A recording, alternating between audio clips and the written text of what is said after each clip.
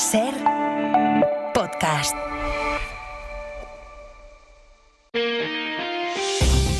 Las 7 de hoy por hoy. Ser podcast. Hola, muy buenos días. Hay cifras que marean y esta es una de ellas. Elon Musk está dispuesto a pagar 94.500 millones de euros para comprarse OpenAI, la empresa que ha desarrollado el ChatGPT. El hombre más rico del mundo y que hace 2 años se compró Twitter, el hombre al que Donald Trump ha abierto las puertas de la Casa Blanca, quiere hacerse ahora con una tecnología que es clave y donde se libra una guerra entre Estados Unidos y China, la inteligencia artificial. Ha ofrecido ya esa cantidad, que son casi 100.000 millones de dólares, a su competidor Sam Altman, que le ha dicho que su empresa OpenAI no está en venta. Karima Garbi. La oferta de Elon Musk de comprar OpenAI por 97.400 millones de dólares ya tiene la respuesta vía Twitter de Sam Altman, el dueño de la empresa. Gracias, pero no. Este intento de compra es un nuevo capítulo en el enfrentamiento que mantienen los dos empresarios desde hace un tiempo. El dueño de Twitter ayudó a fundar OpenAI cuando todavía era una entidad sin ánimo de lucro, pero se desvinculó antes de que lanzaran ChatGPT y se convirtieran en la empresa pionera en inteligencia artificial que es hoy. Elon Musk ya denunció a Altman el año pasado acusándole de priorizar el beneficio económico, pero tuvo que retirar la demanda después de que OpenAI enseñara los emails en el que él mismo hablaba de la necesidad de conseguir ingresos. La propuesta por ahora no prospera, pero de conseguirlo, Elon Musk, que ya es el hombre más rico del mundo, que ocupa un alto cargo en el gobierno de Trump, que es propietario de Tesla y de SpaceX, la empresa que lidera el lanzamiento de cohetes, se haría también con una de las empresas más avanzadas en inteligencia artificial. Mientras Musk trataba de dar el paso en la inteligencia artificial, Donald Trump confirmaba la nueva escalada en su guerra comercial con el mundo. Fue anoche cuando firmó su nueva ofensiva de aranceles, tasas del 25% a todos los países que importan aluminio y acero. No será de un día para otro, entrarán en vigor el 4 de marzo si nada cambia de aquí a entonces. José Luis Astreola. Hola, buenos días. Insistía Trump en el despacho Oval en que se trata de una medida sin excepciones, gracias a la que, esto es textual, volverá a hacer el país rico de nuevo. Canadá o Hong Kong anuncian respuestas a Trump, mientras Europa mantiene su perfil más cauto. De momento se limitan a decir que Bruselas está preparada para todos los escenarios. El escenario que parece que se complica es el de Oriente Próximo. Hamás ha decidido suspender la entrega de nuevos rehenes como contempla la tregua, porque dice que Israel está incumpliendo a su vez el alto el fuego. Netanyahu ha activado a su gobierno para estudiar una respuesta y hoy va a reunir de urgencia a su gabinete de seguridad. Y en medio de estas complicaciones, Trump ha aprovechado la firma de su orden ejecutiva para lanzar una advertencia a Hamás desde la Casa Blanca. Sé que si Hamás no libera todos los rehenes este sábado a las 12, echarán por tierra el alto el fuego y dejarán que se desate el infierno sobre Gaza. La Guardia Civil confirma que el fiscal general del Estado borró 2 veces los datos de su teléfono el día que lo imputó el Supremo por la supuesta filtración del correo en el que el novio de Ayuso reconocía 2 delitos de fraude. El fiscal borró también su correo personal, su correo electrónico, pero Google cree que se podrá recuperar el contenido. Lo que confirma también la UCO es que Álvaro García Ortiz no habló con nadie que no fuera de la Fiscalía aquel día, no habló con ningún periodista o político. Ese informe de la UCO acredita que al fiscal lo llamó un periodista de esta casa, lo llamó Miguel Ángel Campos, que fue el periodista que desmintió el bulo que había puesto en circulación la Puerta del Sol. Y cuando se decía que era la Fiscalía la que estaba ofreciendo un acuerdo con el novio de Ayuso, fue Campos el que contó aquí en la SER, en Hora 25, que la realidad es que estaba sucediendo al revés. O sea, que era el novio de Ayuso el que ofrecía un acuerdo a cambio de reconocer ese fraude. Entre las llamadas que hizo Campos, que fueron muchas para verificar su información, está esa que hizo al fiscal, que como demuestra el informe de la Guardia Civil, comunicaba, así que nunca le devolvió la llamada. Ese informe de la UCO contiene los datos personales, sus datos personales, los del fiscal, DNI, dirección y los teléfonos del fiscal general del Estado y de quienes le llamaron, también de nuestro compañero. El juez ha entregado el informe íntegro a las partes y ahora esos datos privados son públicos y por esa razón el Ministerio del Interior va a revisar la vigilancia y la seguridad del fiscal general. El gobierno ha vuelto a defender al fiscal. Lo que el gobierno hace es lamentar que en vez de estar persiguiendo a los delincuentes, se esté persiguiendo, investigando a aquellos que persiguen a los delincuentes, porque es desde luego en un Estado de Derecho una situación que no tiene ni pies ni cabeza. El PP pone el foco en la filtración del correo del novio de Ayuso. El responsable de perseguir el delito en España entorpece una investigación judicial. Es una cosa de aurora boreal.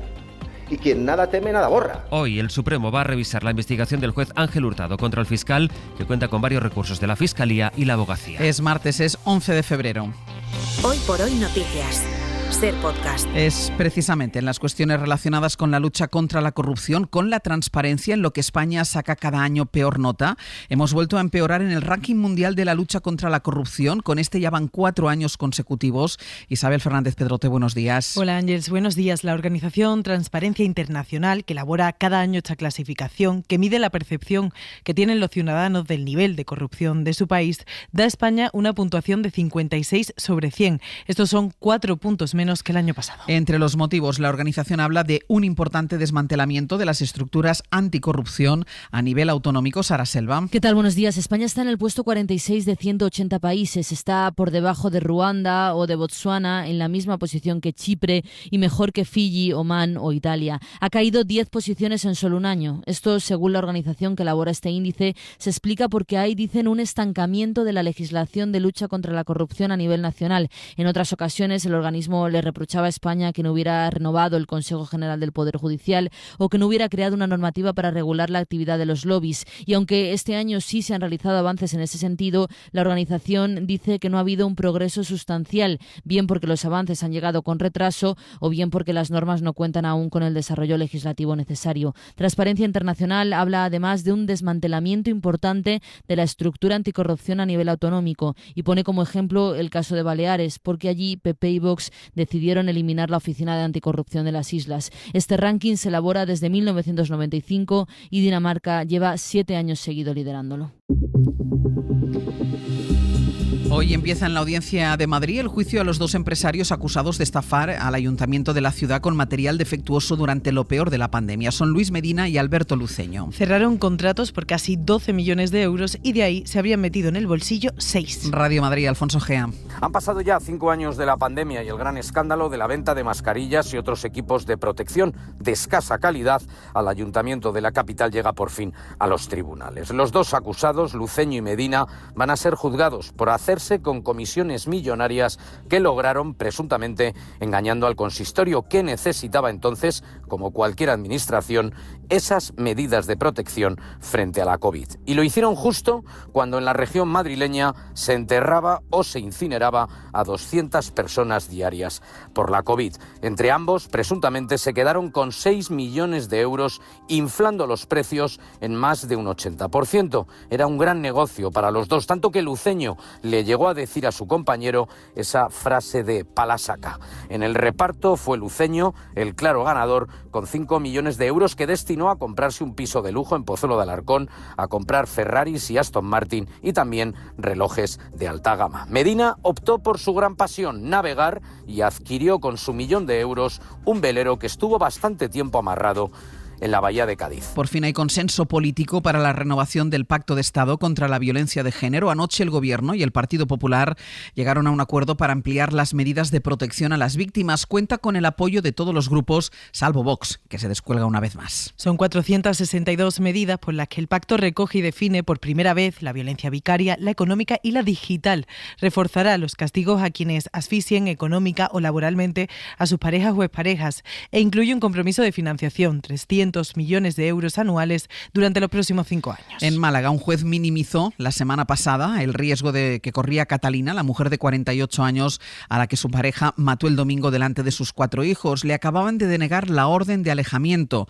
Dice el Tribunal Superior de Justicia que solo relató amenazas, coacciones y vejaciones, pero en ningún caso agresiones físicas. Málaga, Jesús Sánchez, buenos días. Buenos días. La magistrada no vio una situación objetiva de riesgo, interpretó que como no le pegó, su vida no corría peligro, aunque la maltratara psicológicamente. Los hechos denunciados por la víctima el pasado 21 de enero fueron considerados constitutivos de esos delitos de amenazas, coacciones, vejaciones. La familia cree que el asesinato de Catalina se pudo evitar. Daniel Ríos, portavoz. Se han tenido que ver en una situación límite para llegar a ese extremo de denunciar a su pareja. Ella quería protección que no llegó. Lo denuncian también los colectivos feministas que esta tarde se concentran aquí en Málaga en repulsa por este crimen. El presunto asesino pasará hoy a disposición judicial. Tras el Consejo de Ministros de esta mañana, la subida del salario mínimo interprofesional estará a un paso de su entrada en vigor. Solo quedará la publicación en el BOE para que se aplique la subida de 50 euros al mes. Según Comisiones Obreras, el 57% de quienes perciben el salario mínimo son mujeres y el 37% menores de 35 años. Estefanía Salvatierra. Desde la no convalidación del decreto ómnibus, España no cuenta con un salario mínimo de referencia marcado por ley. Hoy, esta situación insólita termina con la aprobación por parte del Consejo de Ministros del incremento de 50 euros para los salarios más bajos en 2025. El SMI se eleva hasta los 1.184 euros mensuales, 700 euros más al año, una revalorización que tendrá efecto retroactivo desde el 1 de enero.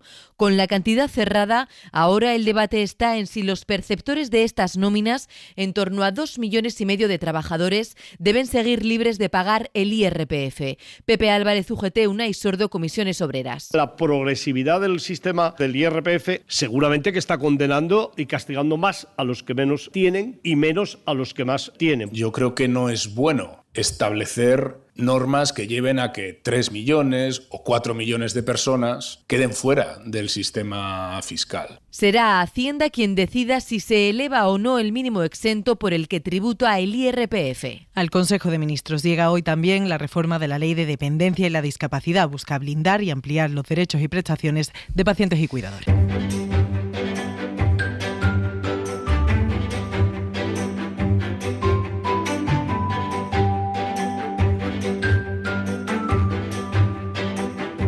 En este tramo de radio, noticias de Baleares. En Radio Mallorca está Mamen Municio. Mamen, buen día. Hola, ¿qué tal? Buen día. Y de Andalucía, en Radio Sevilla, Diego Suárez, buenos días. Buenos días, Ángels. Diego, las asociaciones andaluzas de arte sacro que denuncian que hay hermandades que están trayendo piezas low cost hechas en Pakistán. Sí, alarma cofrade. Ángels, los bordadores artesanos y imagineros de Sevilla, Córdoba, de Málaga, de Cádiz, hay 2.500 hermandades en Andalucía, denuncian que hay algunas que están comprando piezas hechas en Pakistán, mantos bordados para vírgenes, insignias. En Pakistán copian los diseños, los realizan con materiales más baratos, de peor calidad, así que este arte sacro low cost es para Francisco Carrera Iglesias, que representa a los artesanos de Sevilla, un fraude en toda regla porque te dan gato por liebre con obras de mercadillo. ¿Cómo se va a inventar de nuevo en 2 días y además a unos precios irrisorios? Pero vamos a ver, usted no entiende que el oro que se utiliza en un paso de Cristo es oro de ley. ¿Cómo te van a vender lo mismo a el 60% más barato? ¿Usted no lo entiende eso? Los artesanos que claman porque China y Pakistán están poniendo en riesgo dicen obras que podrían estar en cualquier museo. Alarma cofrade, me ha encantado el inicio. Un inventor mallorquín diseña un aparato para tocar el ukelele con una mano. Sí, Ángel, se llama Eduardo López y cuenta que han sido 5 meses intensos de pensar, desarrollar y materializar la idea que surgió una noche de fiesta cuando conoció al amigo de una amiga. Conocí a una persona que resultó ser profesor de música y me comentó que tenía una alumna con parálisis cerebral que no puede mover un brazo y que no podía tocar ningún instrumento, que a él le gustaría que pudiese desarrollarse en el campo de la música y demás. Como me suele pasar en estas cosas, dejé de escuchar, empecé a pensar hasta que al cabo del rato les dije sé cómo hacerlo, sé la teoría y habría que fabricarlo. Así que cuando conoció la historia de esta niña empezó a pensar cómo podría ayudarla, cuenta que se apasionó y que pensó en un dispositivo que cuando presionara cierto botón tocara las cuerdas concretas. Para ello se puso a estudiar electrónica. Él es funcionario, anteriormente veterinario, y lo que hizo es que llegó a crear sus propias placas base, si bien al final bastó con una comercial. Estuve estudiando electrónica para poder hacerlo porque sabía que iba a necesitar electrónica y una vez tuve los conocimientos suficientes empecé a hacer prototipos, hice varios hasta que di con este último prototipo que ha sido el que mejor ha funcionado. El prototipo ya lo ha probado Ángels este fin de semana con el profesor de música y espera que la niña lo pueda probar en unas 2 semanas y ya hay más personas que se han puesto en contacto con él interesadas en este aparato que señala se podrá adaptar a guitarras y bandurrias.